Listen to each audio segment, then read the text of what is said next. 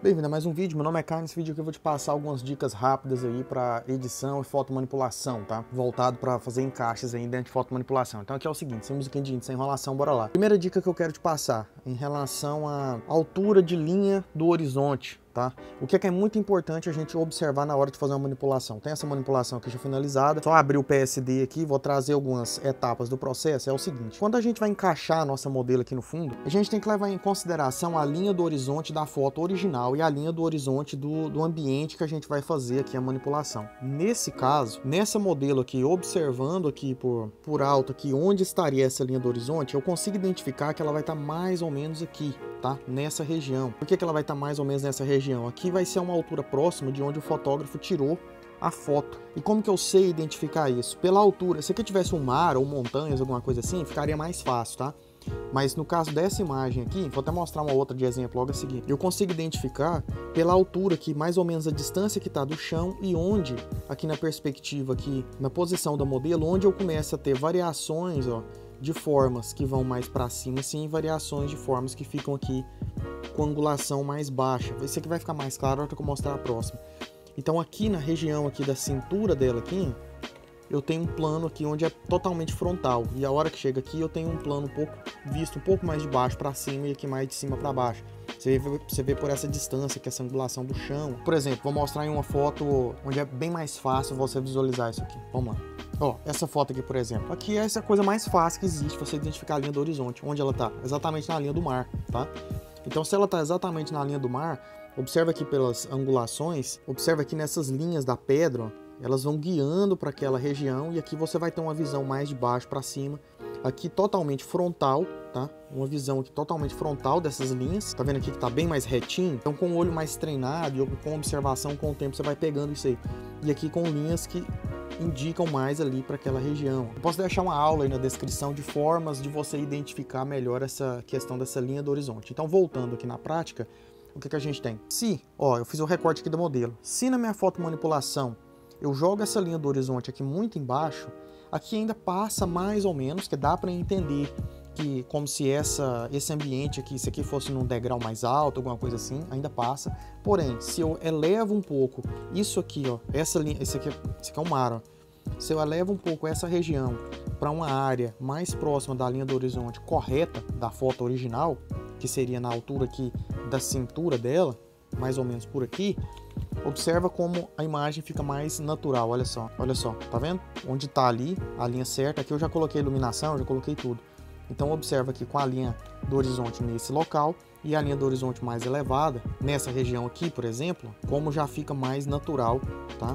Fica um pouco mais aceitável essa questão. Então, resumindo, você tem que ficar atento a essa altura da linha do horizonte. A outra coisa é a questão do tamanho, tá? Da escala. É muito importante você observar a escala e não existe necessariamente assim uma regra, tá? Alguma coisa calculada ou programada para você calcular o tamanho da escala aqui do personagem. Aqui tô dando um exemplo de outra composição. Isso aqui é uma das primeiras que eu fiz aqui no canal, no comecinho do canal, onde é extremamente difícil, tá? Você encontrar essa escala aqui correta, porque você tem que tirar de base. Por exemplo, você tem que calcular mais ou menos o tamanho da modelo, aí você tira de base elementos visuais em volta ali, por exemplo, o tamanho de uma maçaneta em relação à mão dela, ou o tamanho da cabeça dela em relação à proporção aqui da janela do carro. Então eu fiz esses cálculos aqui no olho mesmo, tem que ser no olho mesmo, de cabeça, e aí você calcula qual seria o tamanho aproximado de uma pessoa, tá? Sentada aí no carro. E talvez eu recomendo você pesquisar, por exemplo, por outras fotos similares, tá? Foto de modelo sentado em carro, de pessoas ao lado de carros, e aí você consegue traçar mais ou menos um tamanho, certo? Mas é realmente difícil, você tem que tomar muito cuidado nessa questão da escala para ficar certinho, porque se ela ficar pequena demais ou grande demais, fica esquisita, a pessoa bate o olho e fala, tem algo errado aqui. E quando você não tem esses elementos, aqui é a ilustração, aliás, a fotomanipulação finalizada, e aqui é o processo aqui em etapas antes. Eu adicionei esse castelo, os passos, vários elementos, até esse capim aqui, parte desse capim frontal é manipulação. Aqui era uma etapa aqui no intermediário, onde eu trouxe o modelo, que quando você não tem uma base muito sólida para traçar isso, Ao mesmo tempo que fica mais fácil, pode ficar mais difícil também. Mas no caso aqui eu optei pelo capim, né? O tamanho ali, a altura do capim em relação ao modelo. E o que você tem que ficar atento, que é o outro passo, que é a outra dica que eu vou mostrar, em relação à iluminação. Por exemplo, aqui a iluminação original aqui na modelo, ela é uma iluminação parcialmente da esquerda para a direita, tá? Ele é parcialmente da esquerda para a direita, aqui numa região não tá de cima para baixo, tá bem lateral, porque essa aqui é uma foto de estúdio, tem uma iluminação na direita também. Então o que acontece? Quando você for escolher a sua foto do fundo, você tem que ficar atento para ver se isso aqui é coerente, porque, por exemplo, se eu jogar essa foto aqui, eu joguei a sombra, né? Nós vamos duplicar essa daqui. Se eu jogasse essa foto aqui desse lado, existe uma estranheza, por quê? Porque eu tenho iluminação, apesar dessa iluminação de estúdio pegando aqui, na guarda aqui da espada, eu tenho uma iluminação muito forte aqui na esquerda, aqui, vindo desse sol, né? Então, se eu tenho essa luz no rosto dela aqui dessa forma, é mais coerente, talvez, eu utilizar a luz principal do meu cenário vindo da esquerda também. Então, você tem que ficar atento à direção do sol. É a mesma coisa, aqui o meu sol está ali na direita, aqui a luz principal também está na direita na modelo. Observa aqui na minha foto original, ó, eu tenho iluminação vindo da direita, tá?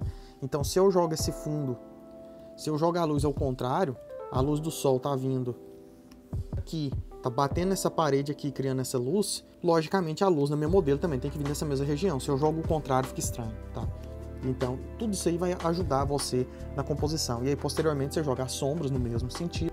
Reforcei a iluminação no mesmo sentido, ó. Reforcei mais a iluminação ali. E por fim aqui o fechamento, né, deixa mais natural, ó, mais reforçada essa iluminação na esquerda, tá? Então você tem que ficar atento a esses pontos. E duas dicas extras também que eu posso passar para você é trabalhar com coisas mais precisas, com detalhes, tá? Com esse tipo de composição, utilize mesas digitalizadoras, vale muito a pena, ótimos custos-benefícios, posso recomendar para você a CTL 472. E uma outra questão também é a questão da resolução. Quando você for trabalhar com imagem, olha só o tamanho dessa imagem aqui que eu trabalhei, ó. Trabalhei com ela aqui, vamos arredondar, né? Com 4.000 pixels de altura, 300 de resolução. Ah, mas eu não vou imprimir, eu vou trabalhar só para meio digital mesmo. Mas isso aqui depende, eu gosto de trabalhar, toda vez que eu faço uma composição, eu trabalho sempre aqui em 300 dpi. Se eu precisar, vamos supor, eu quero postar ela no Facebook, né? Eu quero postar ela no Instagram, ou em num portfólio digital, eu vou lá e converto ela, eu salvo ela para web em 72 dpi, em sRGB no formato ali específico, mas a minha original, eu gosto sempre de trabalhar assim, porque isso aqui vai te dar uma gama maior, né, de possibilidades, não vai ficar pixelando, né, criando artefatos ou pixels esquisitos, de uma qualidade boa, tá, de pelo menos 3.000 pixels. Eu gosto de trabalhar em 4K para cima, porque aí eu tenho uma liberdade maior aí de criação, e as imagens que você utilizar, você também pode utilizar nesses tamanhos grandes. Dependendo do caso, você pode utilizar recursos e sites como esse aqui, por exemplo. Esse aqui, por exemplo, ó, o upscale.media. Você tem outros sites como esse aqui, ó, bigjpg.com, tá? Tem vários sites aí, tem vários outros desses surgindo no momento. Você consegue ampliar imagens utilizando aí alguns recursos de inteligência artificial, fica muito bom, tá? Isso é caso você não encontrar imagens em boa qualidade, em boa resolução, você consegue recuperar um pouco. Então, assim, sempre trabalhe com imagens em boa resolução para você fazer suas fotomanipulações. Caso você não tiver disponível, caso você não encontrar, mas normalmente imagens que você baixa em bancos de imagens gratuitos, tá, para fazer manipulação, elas têm qualidade boa. Mas caso não achar, você pode usar esses sites também para fazer ampliação de imagem, fica muito bom, tá? Basta jogar lá, facinho, muito intuitivo.